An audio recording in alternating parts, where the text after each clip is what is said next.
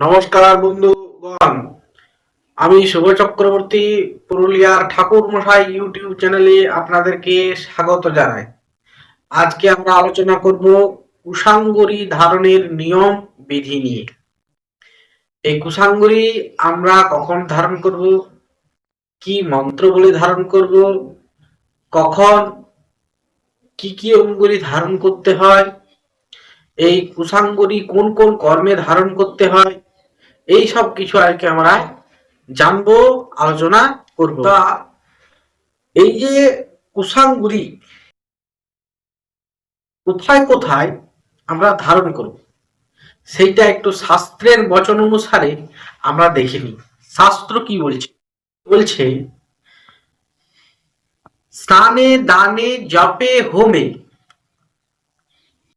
সাধ্যায়ে পিতৃকর্মণি কারো সদর্ভ কুর্বিতা তথা সন্ধ্যা বিবাদনে। এটি আহান্নিক সূত্রতে বলছে। কি বলছে?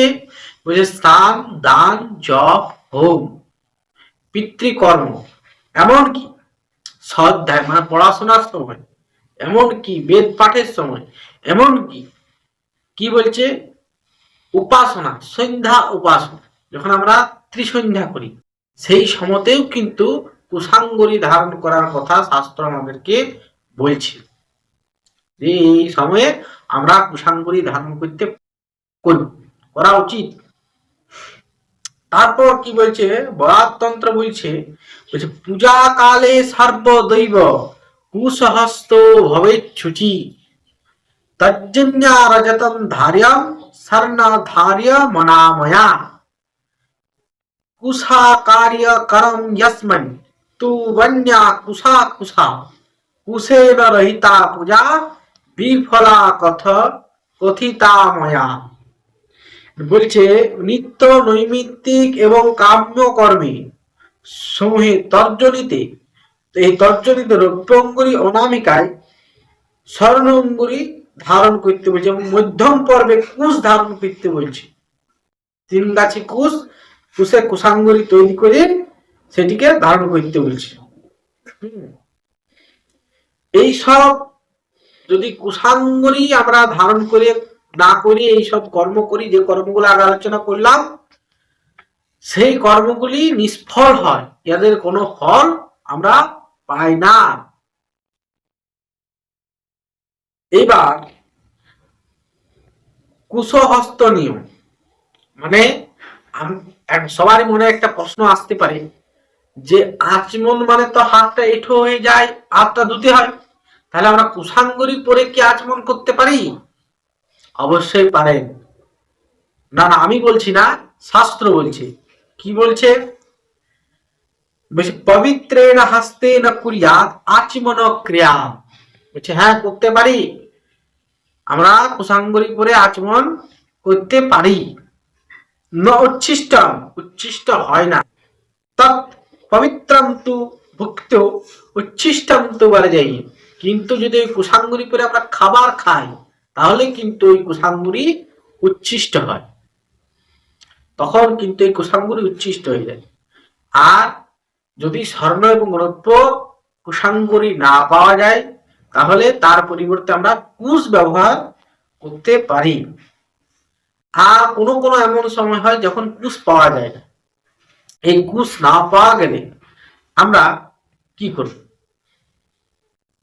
তখন শাস্ত্র বলছে কুশাভাবে তু কাসা সুকাসা কুশ সমাস্মৃতা কাসাভাবে গৃহতব্য অন্য দরবা যথোচিতা। কুশের পবিত্রের অভাব হইলে আমরা কাশ ব্যবহার করি, যেটা ওই কাশ ফুল শরৎকালে ফোটে, তার যেটা ঘাস, সেই কাশের ঘাসটা আমরা ব্যবহার করি। এটি কুশের তুল্য, এটা কোনো সন্দেহ নাই। এবং অন্য যেগুলি দ্রব্য, ষড়দ্রব্যের কথা আমরা জানি, সেই ষড়দ্রব্যের মধ্যে যে কোনো দ্রব্যই আমরা ব্যবহার করতে পারি। এরপর এই যে কুশাঙ্গুরি ধারণ করব, আমরা সাধারণত প্রত্যেক কাজে দুটি অনামিকাতে দুটি কুশাঙ্গুরি ধারণ করি। তর্জনী রৌপ্য আর অনামিকাতে স্বর্ণ, এই দুটি আমরা পাই না। আমরা যেটি পাই সেটিতেই কাজ করতে হয়। তাহলে এই কুশাঙ্গরি আমরা ধারণ করি, এই কুশাঙ্গরি ধারণের দুটি মন্ত্র আছে, তাহলে সেটি বলবো। প্রথমে আমরা দক্ষিণ হস্তে ধারণ করব। দক্ষিণ হস্তের মন্ত্র হচ্ছে ওম বিরিঞ্চি নাসহোৎপন্যা পারামিষ্ঠি নিশিরি গাজা নূদ সর্বাণি পাপানি ধর্মশস্তি করো ভবা। আমরা বাম হস্তের অনামিকায় কুশাঙ্গুরি ধারণ করব। কি বলবো? ওম বম ব্রহ্মা ত্বম বিষ্ণু রুদ্রাস্ত্বম প্রজাপতি ত্বমেব ভগবান দেবা বটু দেব নমস্তুতে। এইভাবে আমরা কুশাঙ্গুরি ধারণ করব। যদি ভিডিওটি ভালো লেগে থাকে তাহলে লাইক, শেয়ার, সাবস্ক্রাইব করে দিবেন এবং বেল আইকন প্রেস করে নোটিফিকেশনটি অল করে অন করে দেবেন।